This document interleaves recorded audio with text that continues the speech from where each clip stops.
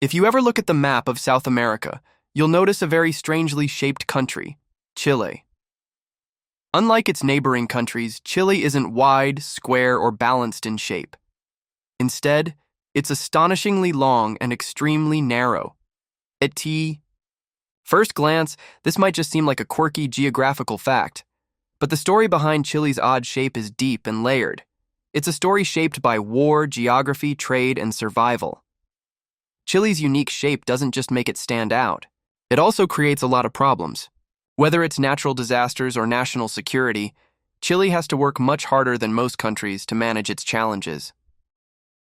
In this video, we'll explore why Chile has such an unusual shape, how this shape brings serious complications, and most importantly, how Chile continues to survive and thrive despite these geographical disadvantages.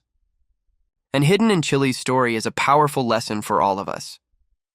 Let's begin with this. Chile didn't always look this way.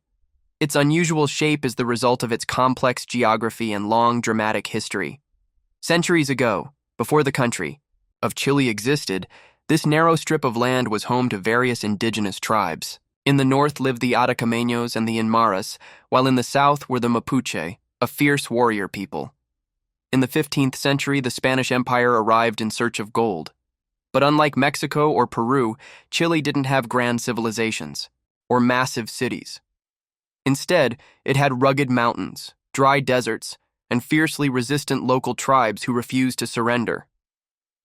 So, the Spanish faced great difficulty in conquering this region. When Chile finally gained independence from Spain in 1818, it was just a small country, centered around what is now Santiago and Valparaiso. However, in the 1800s, Chile began expanding rapidly, both northward and southward. When Chile tried to take control of the northern regions, it sparked the War of the Pacific, in which Chile fought against both Peru and Bolivia. When the war ended, Chile had won a vast amount of territory. Bolivia lost all of its coastline and became a landlocked country, a major blow. For Chile, this was a massive victory. Not only did it gain access to valuable natural resources, but its border pushed 500 kilometers further north, making Chile even longer and thinner than before. In the south, Chile began asserting control over the region of Patagonia, a territory also claimed by Argentina. Tensions between the two countries nearly led to war several times. Finally, in 1881, the boundary treaty was signed, giving Chile control over southern Patagonia and the Strait of Magellan. By the beginning of the 20th century, Chile had become an extremely long country, stretching 4,200 kilometers from north to south. That's nearly the same distance as the entire United States from coast to coast. Chile had now become the longest country in the world, but that length brought with it serious problems. The issue wasn't just how long Chile was, it was also where it was located. Chile is squeezed between two massive barriers, the Pacific Ocean on the west and the Andes Mountains on the east. On the western side, the ocean provides Chile with a huge coastline, but also makes it impossible to expand in that direction. On the eastern side, the Andes Mountains act like a solid wall. In some places, these mountains reach heights of over 6,000 meters. Because of this, Chile looks and feels like a narrow corridor. In fact, at certain points, Chile is only 100 kilometers wide, narrower than some major cities in the United States. So imagine trying to build a nation where roads twist through steep mountains, railway tracks are nearly impossible to lay, and cities can only expand either north or south, not east or west. The northern part of Chile brings its own unique challenge, the Atacama Desert, the driest desert in the world. Some areas here haven't seen a single drop of rain in decades, and yet people live here, mining for valuable minerals like copper and lithium. Move to the southern end, and the environment changes completely. There are cold winds, constant rain, glaciers, and snow. Building roads here is nearly impossible.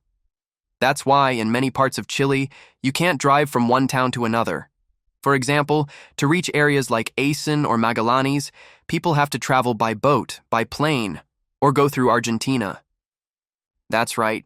Even today, Chileans often travel to southern Chile through Argentina. This disconnection has serious consequences. When natural disasters strike, Rescue operations are often delayed by several days. If there's a major accident or a fire, it becomes extremely difficult to get help to the affected area. So while Chile's geography makes it beautiful and unique, it also creates constant logistical and structural challenges. But Chile's government never gave up. Instead of being defeated by its geography, it decided to fight back with smart planning and innovation. One of Chile's biggest challenges has always been keeping its north and south connected. The government invested heavily in building roads, highways, and airports, though due to the harsh terrain, many of these projects remain incomplete to this day. One of the most ambitious examples is the Carretera Austral, or Route 7, the Southern Highway. This project was launched in the 1970s by military dictator Augusto Pinochet. Interestingly, the highway wasn't built purely to connect the north and south. The main motivation was fear. The government worried that Chile's disconnection could spark a rebellion in the far south. Building this road was a nightmare. It had to pass through dense forests, dangerous mountains, and raging rivers.